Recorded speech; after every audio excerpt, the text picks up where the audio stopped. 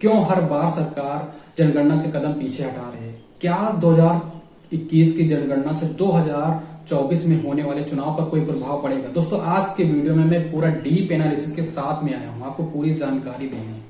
आप वीडियो को पूरा देखिएगा और अंत तक देखिएगा। दोस्तों, जनगणना क्यों नहीं हो पा रही, यह जानने से पहले यह जानना जरूरी है कि जनगणना का इतिहास क्या रहा। तो दोस्तों, जनगणना की शुरुआत सन 1872 ईस्वी में लॉर्ड मेयो के कार्यकाल में हुई थी। लॉर्ड मेयो का भारत में जनगणना कराने का मकसद था भारत में प्रशासनिक व्यवस्था को मजबूती देना। लॉर्ड मेयो का मानना था कि अगर हम भारत में जनसंख्या, साक्षरता दर और उनकी समस्याओं का आकलन कर लेंगे तो भारत पर राज करना बहुत आसान हो जाएगा, उस पर आसानी से प्रशासन किया जा सकता है। 1872 के बाद में 1881 में वैज्ञानिक तरीके से जनगणना कराई गई। 1881 के बाद में प्रत्येक 10 वर्ष बाद जनगणना हो रही है और 2021 की होने वाली जनगणना भारत की 16वें नंबर की जनगणना है। दोस्तों, अब जानते हैं 2021 की जनगणना क्यों नहीं हो पा रही है। दोस्तों, बताया जा रहा है कि 2021 की जनगणना कोविड-19 के कारण नहीं हो पा रही। कोविड-19 आने पर जनगणना का काम रोक दिया गया। और दोस्तों, यह बात बिल्कुल सही है, कोविड-19 के कारण बहुत सारे से काम रोक दिए गए हैं। कोविड-19 ने बहुत सारे से काम रोक दिए थे, मगर कोविड-19 चुनाव को नहीं रोक पाया, क्योंकि उसी कोविड-19 के दौरान कई सारे राज्यों में विधानसभा चुनाव करवाए गए, जैसे कि बिहार, उत्तर प्रदेश, उत्तराखंड, पश्चिम बंगाल, तमिलनाडु। इन सभी राज्यों में विधानसभा चुनाव भी हुए। और दोस्तों, आपको बता दूं, कोविड-19 वही रहा जिसने सारे काम रोक दिए थे, लेकिन चुनाव को नहीं रोक पाया। और तो और कई रैलियों में पीएम ने और कई रैलियों में गृह मंत्री ने खुद भाग लिया। इससे तो साफ साफ यही जाहिर होता है कि सरकार चुनाव को नहीं रोक सकती कोविड के कारण, लेकिन जनगणना को रोक सकती है। और जब कोविड का प्रकोप कम हुआ तो धीरे धीरे मॉल, सिनेमा घर, बाजार सब कुछ खुल गया और धीरे धीरे वैसे ही भीड़ होने लगी जैसे पहले हो रही थी। लेकिन जनगणना एक ऐसी चीज थी जिसको कोविड ने अभी तक पकड़ रखा था। अगर ध्यान दिया जाए तो जनगणना कराने में किसी भी प्रकार की समस्या नहीं है, क्योंकि जनगणना तो सिर्फ एक इकलौता आदमी करता, वो भी जो राज्य सरकार का एक सरकारी कर्मचारी, शिक्षक होता हुआ करता है।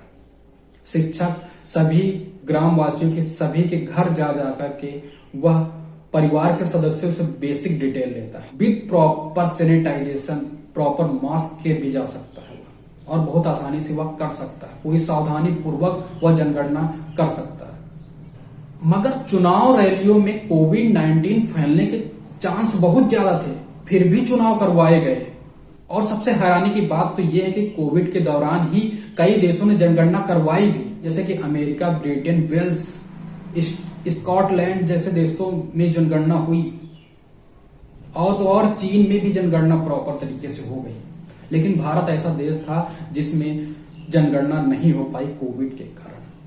दोस्तों, अब जानते हैं कि भारत में जनगणना कराना क्यों जरूरी है। दोस्तों, अगर सरकार को प्रॉपर नीतियों का संचालन करना है, अगर उनको प्रॉपर नीतियां बनाना है, तो जनगणना का आकलन बहुत जरूरी है, क्योंकि सरकार उसी आंकड़ों के हिसाब से नीतियां बनाएगी।